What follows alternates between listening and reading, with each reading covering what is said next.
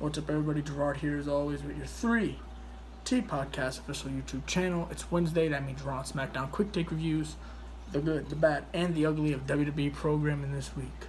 It's very interesting to note that this is what I believe to be the first episodes of Raw and Smackdown under, respectively, Paul Heyman and Eric Bischoff, who were brought on as executive directors. So let's jump right into it with Monday Night Raw, the ugly.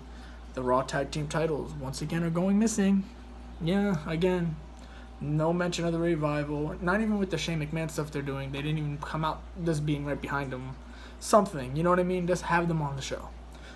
The bad, another recurring theme of a title missing. The women's tag team titles once again were not featured on the show. Secondly, here, another bad, I guess, would be, I thought the Seth Rollins Becky Lynch promo was very cringy.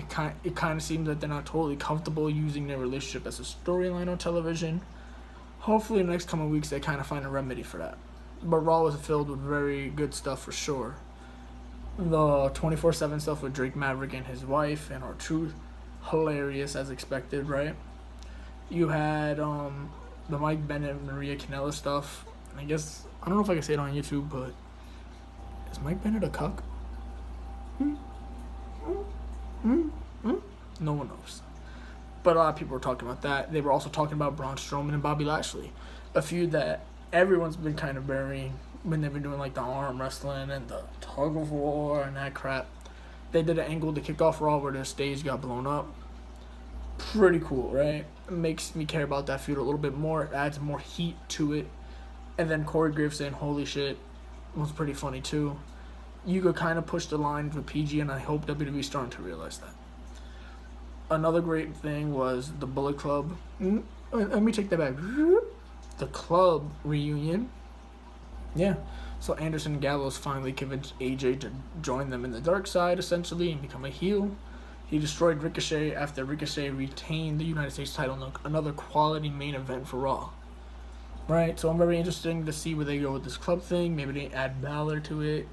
Maybe it's just a trio, but I love that it's revolving around the United States title, which has kind of been an afterthought in terms of all the other single titles in WWE. So I'm going to give Raw an 8 out of 10. Yeah, 8 out of 10. They knocked it out of the ballpark, right? Like Peter Alonso does. But yeah, it was a very good show.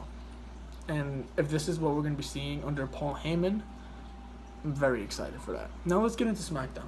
The ugly, no mention of Shinsuke Nakamura and Finn Balor's feud or building up to a feud. Why? Why don't you have it? You teased it. You got a great reception from the live crowd as well as the audience at home, right? So maybe you should have your Intercontinental Champion on television. You could have easily cut the Shelton Benjamin thing. You could have easily cut Andrade and Apollo from this and had something with them too.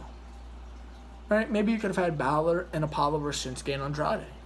Then you get all 4 of them on television. Right? The bad. Once again, the women's tag team titles not mentioned. And it's funny because they mentioned that, I think they mentioned that Kairi Sane and Asuka would get a title shot if they beat them in Japan or in Singapore. And they did. And now, still no mention of it. Like I said, it always feels every episode of Raw and SmackDown, at least 1 to 2 champions are never on the show. Good, there was some pretty cool stuff here. I liked the Daniel Bryan Big E match. Thought that was fun. I loved the Heavy Machinery versus Ziggler and Kevin Owens thing. Even though I'm glad Kevin Owens and Ziggler didn't win because I'm tired of throwing together tag teams, Heavy Machinery might have officially gotten over with the crowd here.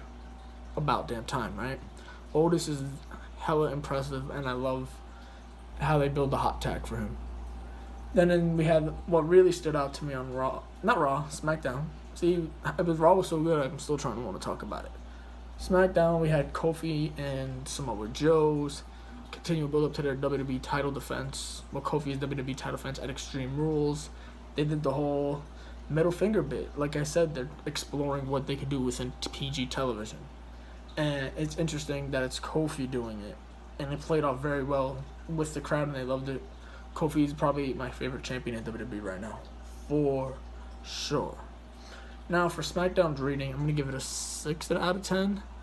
I thought it could have been a little bit better. I think if you would have had something with Finn and Shinsuke, the rating would have definitely been up a little bit for me personally. But it's still a very good show. Raw blew it out of the water this week. This is probably one of the best weeks for WWE weekly television in a very, very long time. And it gets me to be a little more optimistic about the Heyman and Bischoff stuff going forward. Now that's it for this week's installment of Raw and Smackdown QuickTake reviews. Let me know in the comments what you think. What's your good? What's your bad? What's your ugly? What's your rating for Raw and Smackdown this week? Heck, let me know what you think about Heyman and Bischoff taking over at Raw and Smackdown. And all our links to our social media will be linked below in the description. You know, if you want to follow us on Instagram, on Facebook, Twitter. If you want to buy a t-shirt on Pro Wrestling Tees, they're having a great sale right now until the end of the week for Independence Day.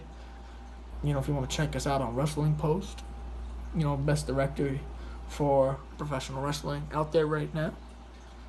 Or if you just want to, you know, not see my face, you just want to listen to me and my co-host talk, we're on Apple, we're on Spotify, we're on Google, and we're in TuneIn Radio, the Through the Table podcast. And that's all for now. Thank you for watching, and see you very soon with our next installment. Peace.